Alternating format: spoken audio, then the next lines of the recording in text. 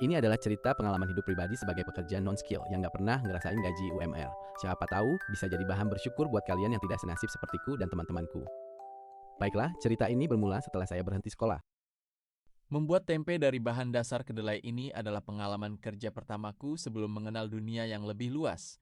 Tempe-tempe ini disuplai ke supermarket dan restoran.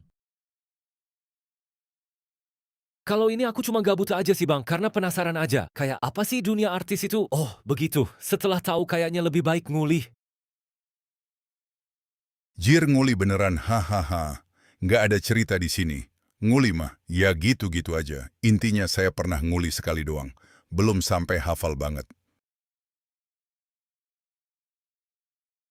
Kalau ini adalah pengalaman pertama masuk pabrik, seru banget di sini sebelum pada akhirnya di demo masyarakat yang berujung tutup total sampai sekarang. Sayang sekali ya. Ini nih, pekerjaan favoritku saat itu, menelateni bidang pertukangan. Tapi sayangnya tempatnya jauh dan gak ada penginapannya. Sempat bermimpi ingin punya mebel sendiri.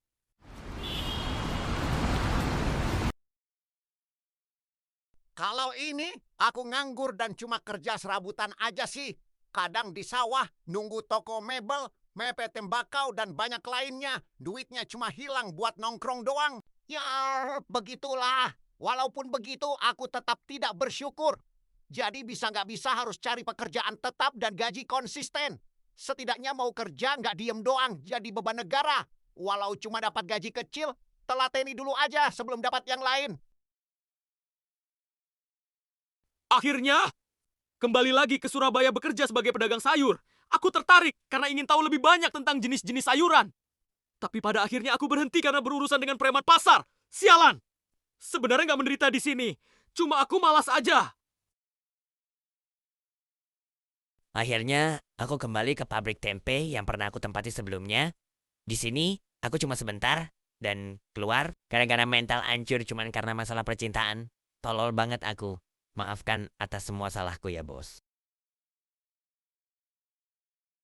Di sini cuma belajar ngelas sedikit saja, belum sampai jadi ahli, karena lebih banyak menghabiskan waktu untuk spiritual keagamaan dengan kerabat keluarga. Ini pertama kalinya berdagang keliling milik usaha keluarga, yaitu jualan ikan asap. Sumpah, malu banget ketika nawarin dagangan. Tapi kadang juga ikut teman ke sungai nyari pasir dan batu. Ini aku suka, kerja fisik dan gak mikir. Di sini niatnya mau masukin temen dan keponakan yang baru lulus sekolah. Tapi malah aku disuruh ikut kerja di tempat ini lagi. Ya sudahlah, biar pada punya pengalaman. Di konter inilah pertama kalinya masuk dunia sales di bidang pelayanan dan penagihan. Tapi kalau nggak pandai mengatur keuangan, tamatlah. Di sini aku kerja cuma 2 minggu doang, cuy. Gak ada masalah dengan pekerjaannya, tapi akunya yang bermasalah dengan bosnya. Pekerjaan ini bisa dibilang serabutan. Bisa dibilang juga tidak, intinya daripada nganggur dan gak ada duit, sebelum akhirnya berhenti gara-gara dobel kerjaan yang lain di malam harinya, terus kecapean dan malas-malasan. Setelah kerja di siang hari, ini adalah pekerjaan malam hariku. Aku juga nggak lama di sini. Intinya, aku kurang tanggung jawab gara-gara akal-akalan double kerjaan yang berujung kecapean sendiri.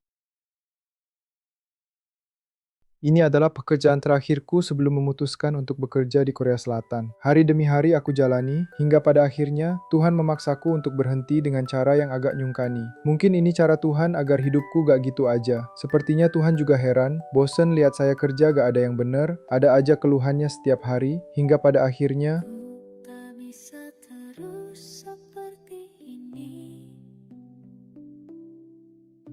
mencoba melawan takdir yang ku jalani, mencoba berjuang sampai di titik ini, tapi kok malah aku bingung sendiri. Kemana lagi ku harus cari solusi? Yang ku dapat malah hanya caci maki. Mungkinkah aku akan terus begini? mencoba berubah, tapi terulang lagi.